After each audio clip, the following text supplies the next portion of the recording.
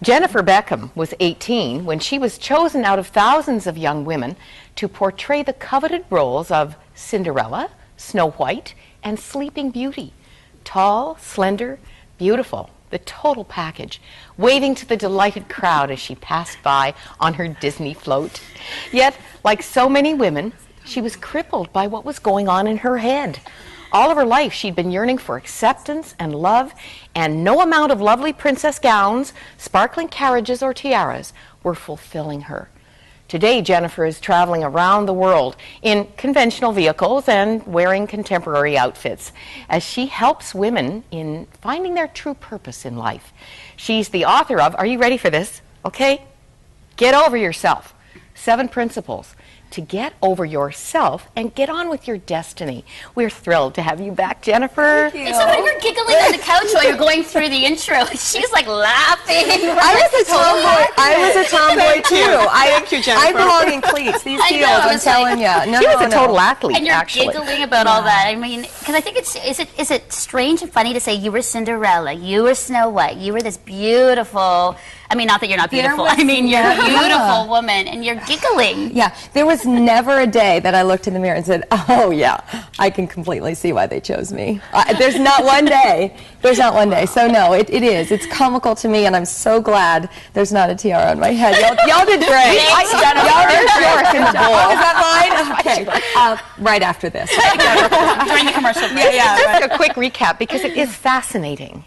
And I'm sure God was working in it all. Oh, absolutely. That 13 years after waving to Cinderella at Disneyland and her coach and saying, Mommy, I want to be her. That's right. You were her. That's right. And in fact, in the very coach that Cinderella had waved to you from. Sure.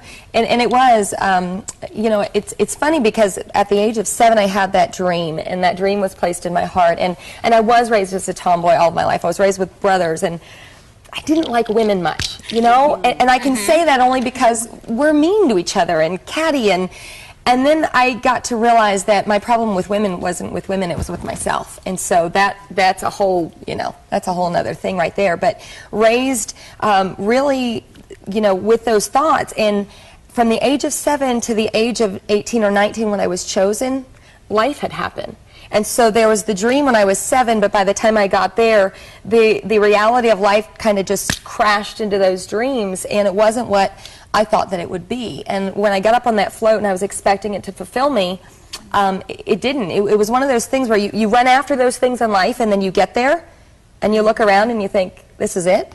This is what I chased so hard after. We do that with so many things, and that's what it was for me. Getting up on that float, I looked around and I thought, I'm still the same person. I'm still seeing in the mirror the same things. I still have the same issues and trials and temptations and all of those things. You know, it's not just about this. There was interior stuff, or internal stuff, I should say, going on that the crown and the costumes didn't take away. Let's just look at the costumes. The former princess. Okay, if we must. Princess. Oh, look at you with the wave. Oh, even. yeah. You got the wave there. And I've got, it's, let's, okay. Wow. You're like, and speed along there. No, it's good. It's funny. You know, to me,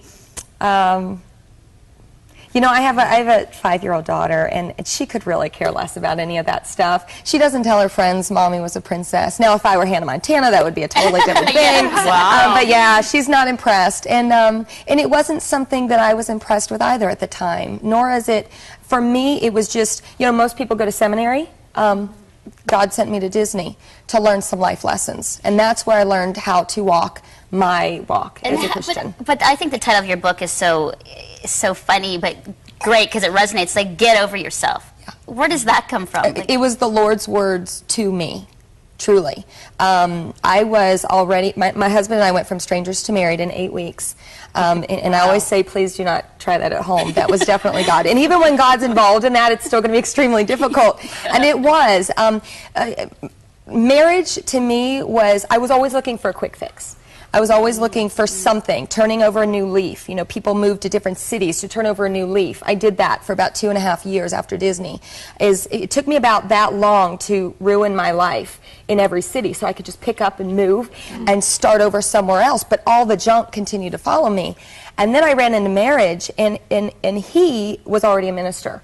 Anthony. So Anthony was, my husband was, and so to me, it represented, I think, kind of like the Disney life. It represented that place that I wanted to be, but I couldn't seem to reach it. And then when I would get there, there were still issues. So I ran into marriage thinking that marriage would fix everything. And while I love him, and while our marriage is wonderful 13 years later, that first year was, you know, when it didn't fix, my prayer every day was, God, help me. And finally, God woke me up 4 mornings in a row with the words of my boss in Tokyo Disneyland, Tommy is his name. Those words came to my mind, and I didn't know what they were about. It just frustrated me even further. I said, Lord, I'm asking you for help, and you're giving me a man's words that I haven't heard in 14 years. What do they have to do with anything? And his words to me one day at Disney, when I was having a bulimic fit, I was looking for love in all the wrong places, dressing like a princess during the day, but at night, literally wanting to take my life. And went into work one day and just trying to avoid him, because, you know, the Bible says that your sin will find you out. And I came to understand how true that is, because what goes on the inside of you will eventually be able to, or begin manifesting on the outside of you. And it was. My eating disorder was manifesting on the outside of me, on my skin, on my hair, on my nails, my everything. I lost my glow, I lost my bounce in my step, and I knew it was evident. So what did he say to you? We need to hear that. Well, I walked into the green room and saw him there and tried to avoid him, and he grabbed my hand and turned me around to him, and he looked up in face to face, and he said, "What's going on with you?" And I said, "Nothing, Tommy, I'm fine." Tried to turn away again. He turned me back to him, and he got up in my face, and about the third time that he didn't let me go, I just unloaded. I unleashed, and face to face, I said to him, I said, "I don't feel like being here today, Tommy. I don't feel like a princess. I don't feel like doing this, okay?" And, you know, I thought I'd have his arm wrapped around my shoulder, and he'd say, "Oh, honey, go home. You know, you obviously don't belong in a..." Yeah. And I didn't get that. What I got was, well, dead silence until I looked up, came face to face with him. He cleared his throat, and he said, "Whoever asked you to feel?" He said, "You weren't called to feel anything." He said, "You were chosen to be a princess. Now go wash your face, get a new attitude, go put on your clothes, and go be Cinderella." He said, "Nobody ever asked you to feel." And in that moment, I was like, alrighty then, you know, wow. What else do you do? And so I went to my locker, I pulled out my Cinderella bloomers and a towel, knowing full well I was going to the bathroom to bawl my eyes out. And when I got there, I did exactly that. It wasn't actually until 14 years later, when I'm married to my husband, I'm in ministry, and I'm still as lost and empty as I could be. Even with the love of God in my heart, there was still, my thoughts weren't right, my life wasn't right. And those words came back to me, those exact words that Tommy spoke to me 14 years later. And it wasn't until I went to prayer on that 4th day, because I could tell this has got to be a God thing, but Lord, what are you saying? And he spoke 4 people to me. He said, David, Esther, Aaron, and Ruth. And I didn't know what that meant either until I went to the Word of God and found out that David, Esther, Aaron, and Ruth all went through the exact same process of getting to their destinies, getting beyond themselves. They had to get up from where they were. They had to go wash their face. They had to go get a new attitude or anoint themselves, which scripturally that's what the anointing was. It was to have a new attitude for life. It's so that you can walk into your purpose. And then they had to go put on the garments that God called them to. And when I found that and realized that Tommy, 14 years before, had spoke those words, and to my knowledge, not a believer, but it was just, yeah, it was a word. So the Lord had me to take that exact words that were spoken, and that's where the book comes from. You're stating a very critical concept, though, from the outside in, because right when you began, you stated that women can be really mean to one another, but then you realized it was something inside of you. Right. So although there is a reason on the outside, and we can all find reasons on the outside, including what the world demands from us, you had a shift from the outside in, and that's central to what you're saying. Right. Yeah, we try to change the outside. We all know what it is to go get a new haircut when we're feeling not good about ourselves, or a new outfit, or a new boyfriend, or a whole new husband, a whole new life. And we try to change that on the outside. On the first of the year, everybody goes to the gym and gets that membership, and they stick that out for about 2 weeks. And if we try to fix the outside, everything on the inside will change, and it's not the truth. Until God spoke the words to me, it's time to get over yourself. I didn't know what that meant, and what he was saying was, your self issues, these things on the inside is what's causing problems with me. In three areas. With me, my relationship with God, my relationship with others, and my relationship with myself. So I had to fix what was on the inside. And these steps in the book is the journey that God took me on to get there. Now, we women are very emotional beings. Sure. And I love the statement you said, it's okay to have emotions, as long as they don't have you. Right, right. We sure can ride the roller coaster, can't we? Yeah, well, we start Wait till menopause, girls. That's I mean, oh my goodness. You're going to need to get over it, and you're going to need help. That's going to be another show. That's another show. I'm thinking that. Well, we do that. We do that in the first chapter. That's where we start. We start with faith versus feelings. You know, God really spoke to my heart, and he said, you've got feelings for me, but you don't have faith in me. As long as I was getting the tingles on the back of the neck, and I was getting the goosebumps in church or wherever, then I felt like God was with me. But when that went away, when that emotional high went away, and I was left to feeling like, God, where did you go? God let me out into a season where I couldn't feel him like I wanted to. And when I kind of just resigned myself to the fact of maybe that was all just a phase, because I had gone through so many phases in my life, I thought maybe that God thing was a phase. That's when he spoke to my heart. He said, you have feelings for me, but you don't have faith in me. Big difference. So we walk through that through the first chapter. Wow. One of my favorite moments in the book actually is you had been married for a year, and you married your husband so quickly, and you had never told him about kind of your past, your sordid past, or, you know, like the parts that you don't want to tell people. Sure. And God was really convicting you about that. And I loved the fact that you told him everything. Maybe you should tell the story first, and then I'll comment. Well, I did. I got married so quickly, and I said, okay, new leaf, new life, don't have to talk about these things anymore. Let's cut that off and move on. And I think that's what we do as women. We learn really well how to cope with things, how to cope with our pain, but we don't ever really deal with them. And so I got married so quickly that my husband did, you know, men want to marry that woman, that girl that you know, is perfect. And so he just did one of these. He's like, don't tell me, I don't want to know. You're an angel, right? You're an angel. And I'm like, yes, I'm an angel, you know? And you'll tell me every night. Yeah. So I'll tell you whatever you want to know, you know? And so I did that. But the problem is after a year, it was affecting my relationship. All my anger from my past, all my regret, all the shame, all of that was still with me in my relationship, and it was affecting everything. In jealousies and rage, just outbreaks, just craziness. And I took this wonderful man and I beat him down into this pile of nothing, who walked on eggshells constantly. And nothing he could ever do was right. And we were in the middle of a revival, believe it or not. And here I am in this mess, but in ministry at the same time. And put on the face every day and learned that well at Disney. And so there I was in revival. And the Lord woke me up in the middle of the night and just said, tell him everything.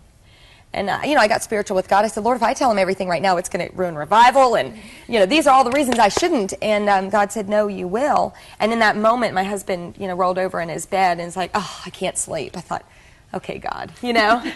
And so I had to go back there. I had to go back. And that's what one of the things that we do in the book is to go back. Because sometimes the only way to move forward is to go back. And so I had to go back and kind of rip off the bandage and look at that wound and be able to share with him those things in my past, because what I knew was when he told me that he loved me, he loved the person he thought I was. And inside I thought, but if you really knew me, you wouldn't be saying that. I needed to have that moment where I knew that when he wrapped his arms around, and that's how that ends, and it's in the book, step by step of what that night was. And when he wrapped his arms around me for that first time after I told him everything, and he said, I love you, in that moment, everything changed. But then God also jumped in and said, and that's how I love you as well. I know everything about you. I know everything. and this is how I receive you, this is how I love you. Now, Jennifer, in your book, too, I mean, we're not going to be able to get through the 7 principles, obviously, because it's a really great book. There's 7 principles of getting over yourself, which I think is key for, you know, viewers to know. But it's, as I was looking through the chapter titles, it's so much of an action to go and do. Yeah. Wash your face. Go. Right. Take a moment to mourn your past. It's not passive. Right. Like, we're being assertive, not aggressive, but we're being assertive in making good change and getting over ourselves. And I think for women, sometimes we can get so overwhelmed by the feelings, the circumstances, the environment, the shame, the guilt, and I think, and coping rather than, you know, dealing with. And I think that's a good, you know, lesson for us. If you have to make these choices, you have to be, you know, assertive and, you know, no longer passive in your life. Right.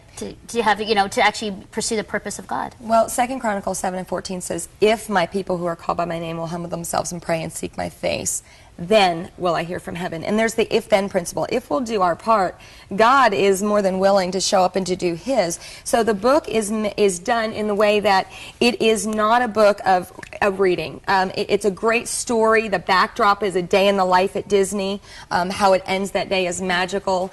But that's the backdrop of it. But it is a teaching. It's a real teaching. Every chapter has those questions, self-examining questions. It's a do book. You read it, but you do it. And if we'll do it, we can walk through these things and we can take the wounds of our life and we could turn them into scars that will speak. Because as women, we've all been through stuff. I know that the next segment, we're going to talk about a man who's taking where he is in life and is using it.